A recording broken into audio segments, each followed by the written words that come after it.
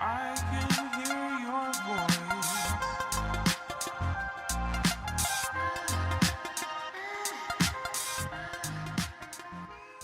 Traction, position en I. Donc l'idée ici, ça va être de former un I entre tes bras et ton buste pour pouvoir cibler certaines lignes spécifiques de ton dos. Un prérequis à avoir au niveau des tractions, c'est d'avoir une bonne flexion d'épaule, c'est-à-dire ce mouvement-là, sans venir compenser en cambrant le bas du dos et en ayant une légère flexion de coude. Sinon, tu risques de te blesser ou de te faire mal lors de l'exécution du mouvement.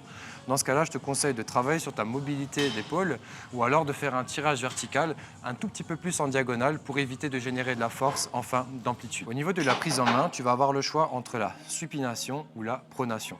Pour savoir si tu es supinateur, c'est assez simple. Tu vas pouvoir te mettre dans cette position-là et tu vas chercher à tourner au maximum vers l'extérieur pour pouvoir essayer d'être dans cette position, mais sans compenser avec le corps comme je suis en train de le faire.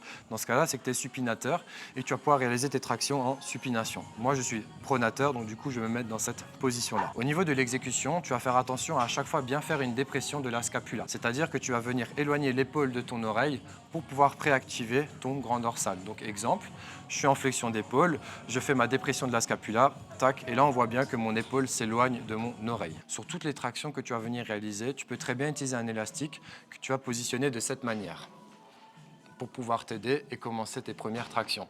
Une fois que tu l'as mis en place, tu peux venir mettre ton pied à l'intérieur, soit un, soit deux, et tu pourras commencer tes premières tractions. Au niveau de l'exécution, ça va donner ça.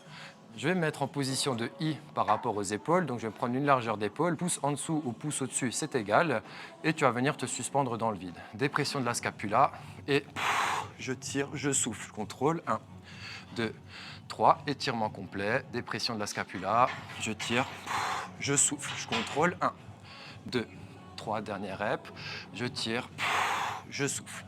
Une fois que j'ai terminé le nombre de répétitions, je peux relâcher en toute sécurité.